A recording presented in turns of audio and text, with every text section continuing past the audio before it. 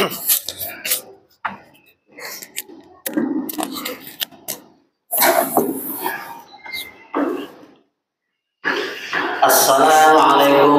warahmatullahi wabarakatuh.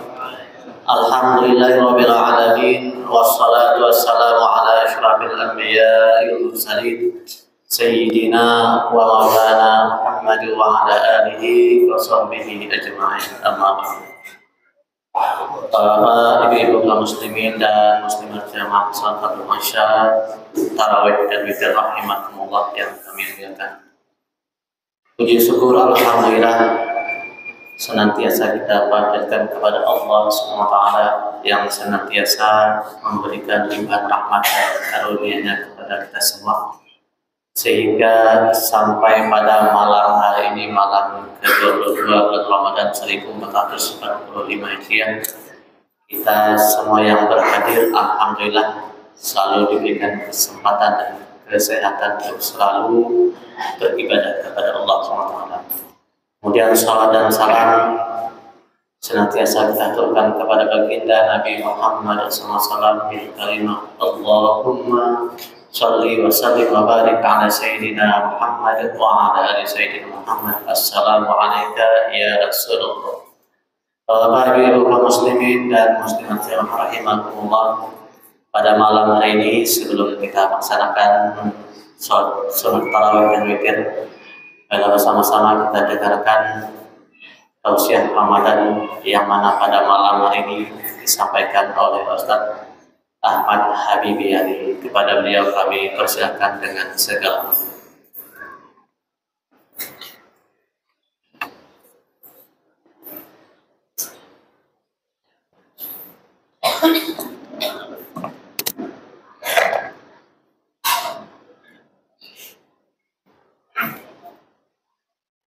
Assalamualaikum warahmatullahi wabarakatuh.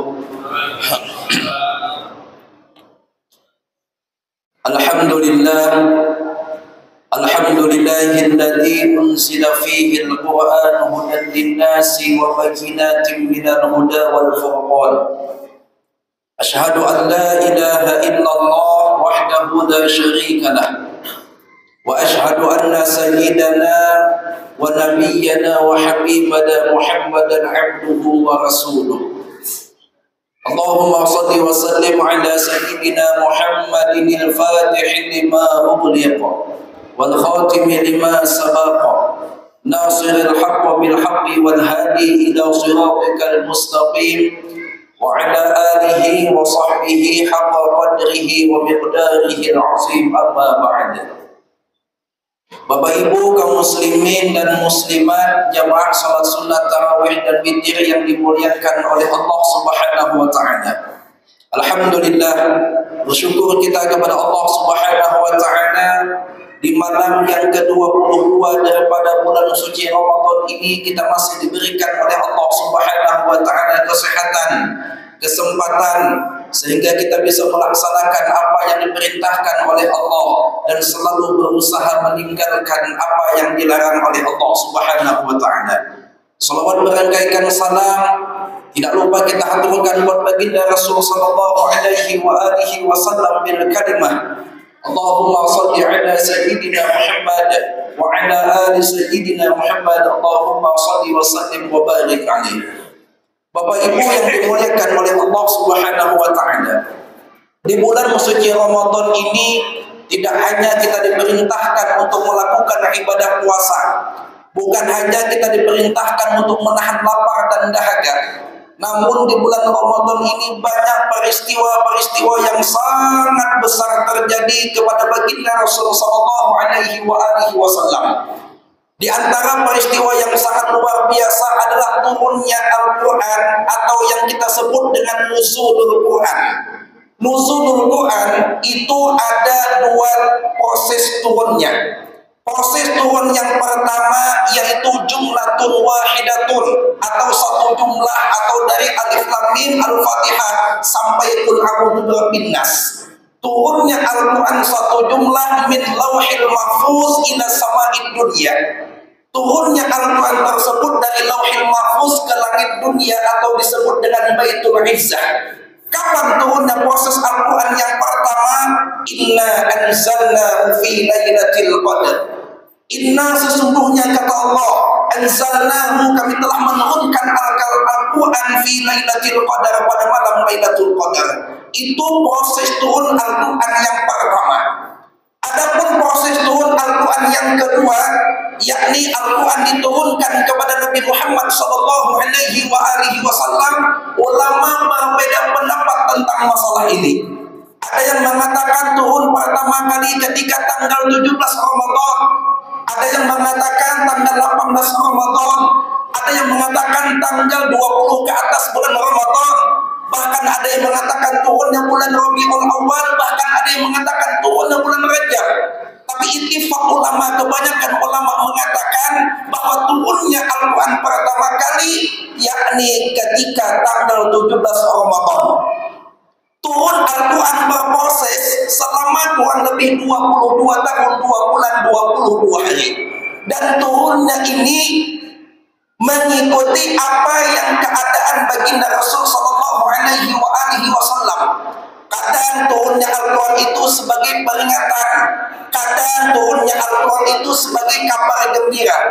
Di antara sebab turunnya Al-Quran adalah Allah Subhanahu wa taala memperingatkan kepada kita semua hambanya, sebagaimana terdapat dalam surah Al-Baqarah ayat 264.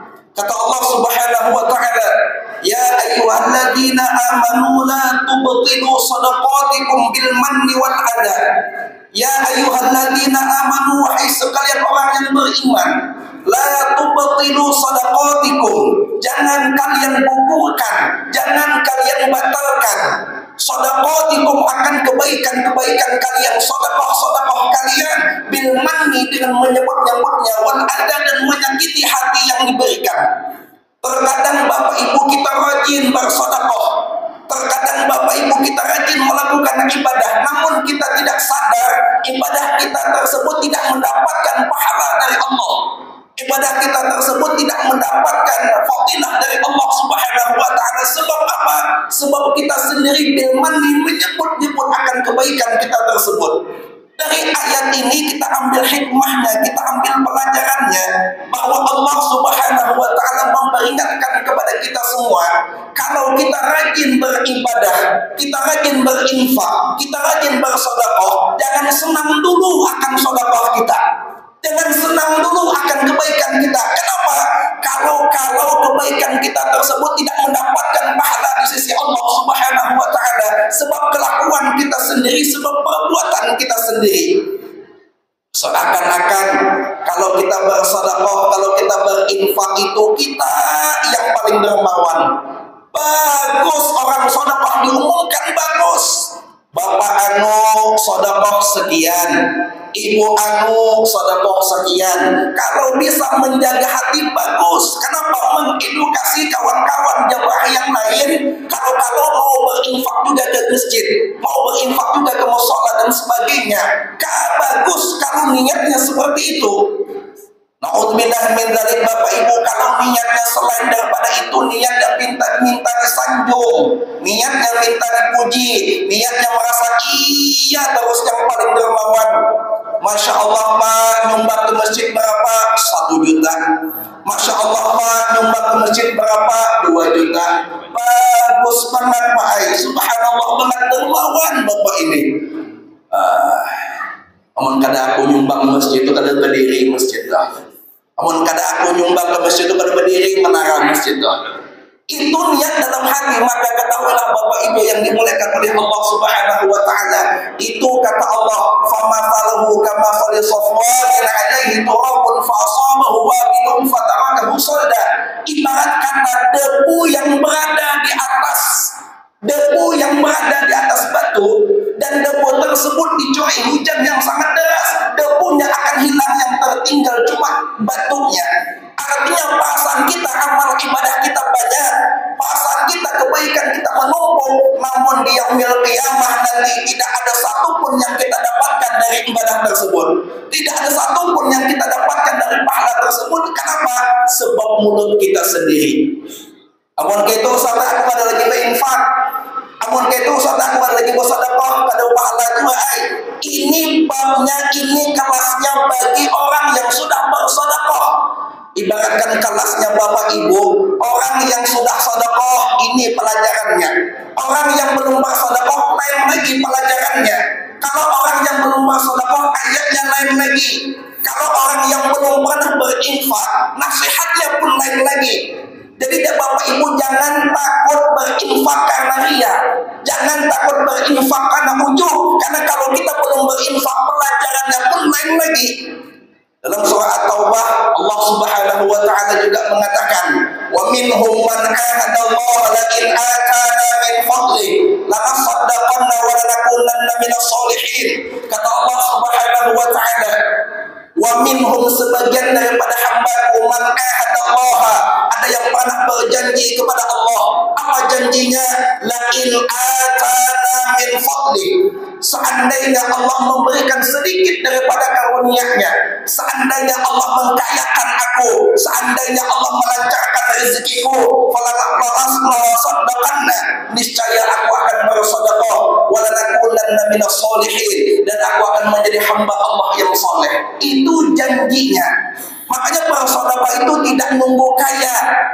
Sedekah tidak nunggu tabungan banyak. Sedekah tidak nunggu sugih dulu, nah. Berapapun yang bisa kita infakkan, kita infakkan. Berapapun yang bisa kita sedekahkan, kita sedekahkan. Jangan nunggu kaya, jangan nunggu banyak tabungan dulu. Ada asbabun nuzul daripada ayat ini. Insya Allah kita sambung di kajian menjelang sholat subuh pada subuh nanti. Mudah-mudahan apa yang kami sampaikan ini ada manfaatnya. Mohon maaf atas segala kesalahan. Billahi taufiq wal hidayah. Assalamualaikum warahmatullahi